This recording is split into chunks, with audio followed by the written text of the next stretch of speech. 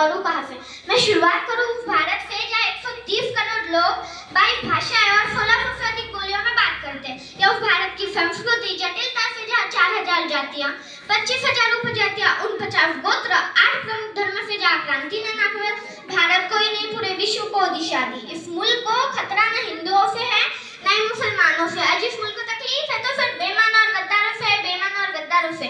कि भूल मत करना फिर पापा की परी समझने की भूल मत करना फिर पापा की परी समझने की। स्वतंत्र की रक्षा के खातिर मुझे हथियार उठाना भी आता है, हथियार उठाना भी आता है। चांदनी मिट्टी का ही गुजरान करती हूँ कि मुझे चिंता नहीं है स्वर्ग जाकर मोक्ष पाने की, मुझे चिंता नहीं है स्वर्ग जाकर मोक्ष पाने की। बस तिरंगा हो कफन मेरे, यही अरमान रखती हूँ, यही अरमान रखती हूँ। माननीय मुख्य अतिथि, आदरणीय शिक्षकगण एवं मेरे देवता तुल्य गुरुजनों, मैं नंदिनी नेवरिया क्लास 5 से आदर्श नैनफेड इंग्लिश स्कूल से आप सभी का धन्यवाद करती हूँ, और मेरे प्रिंसिपल सर इनका भी मैं तहे दिल से धन्यवाद करती हूँ। राष्ट्रभक्ति और राष्ट्र निर्माण है क्या, तो आज मुझे खुलकर बोलना है और आप सभी को समझकर सुनना है, आप सभी को समझकर सुनना है कि मैं नहीं मानती राष्ट्रगान के 52 सेकंड में फिर खड़े होकर गाना या वंदे मातरम भारत माँ की जोरों शोरों से नारे लगाना, यही देशभक्ति है। क्योंकि महोदय ये वो सदी है जहाँ नीति, नियम और नैतिकता जैसे मूल्य की धज्जियां उड़ाते लोग मुझे नजर आते हैं। क्योंकि महोदय ये वो सदी है जहाँ सत्य, अहिंसा, सदाचार जैसे मूल्य की धज्जियां उड़ाते लोग मुझे नजर आते हैं। और महोदय ये वो सदी है जहाँ दो सगे भाई भी शांति, अमन और चैन के साथ बड़ी मुश्किल से जीते नजर आते हैं, और बड़ी मुश्किल से जीते नजर आते हैं। और जिस देश का युवा फेसबुक, इंस्टाग्राम जैसे सोशल नेटवर्क पर साइट्स पर सेटिंग, डेटिंग, चैटिंग और फ्लैटिंग के माजाल में फंसे नजर आते हैं, मायाजाल में फंसे नजर आते हैं। अरे मुझे तकलीफ तो तब होती है जब इस देश का ये नौजवान जिसके कंधों पर जिम्मेदारी है राष्ट्र निर्माण और समाज के आंसू को जोड़कर रखने की, वही युवा आज मुझे पबजी गेम में डूबा और शराब की लत में भीगा नजर आता है, शराब की लत में भीगा नजर आता है। तो मैं युवाओं को कहना चाहूंगी, मोहन निद्रा में सोने वाले लोगों, अभी वक्त है तुम जाग जाओ, इससे पहले कि तुम्हारी नींद से इस राष्ट्र को न ले डूबे। इस मुल्क को खतरा न हिंदुओं से न मुसलमानों से। आज इस मुल्क को तकलीफ है तो फिर बेईमान और गद्दारों से, बेईमान और गद्दारों से।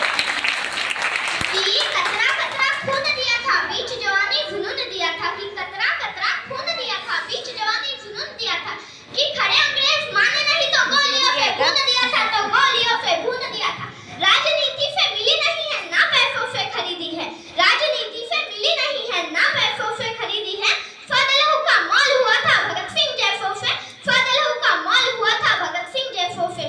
एक सैनिक बनकर सेना में जाना ही देशभक्ति नहीं होती, क्योंकि आजादी के पूर्व बात कुछ और थी और अब बात कुछ और है। तब झांसी लक्ष्मी बाई से लेकर शहीद आजम भगत सिंह, चंद्रशेखर आजाद से लेकर महात्मा गांधी तक इन्हें हम देशभक्त कहते थे। परंतु आज मैं देशभक्त कहूँ तो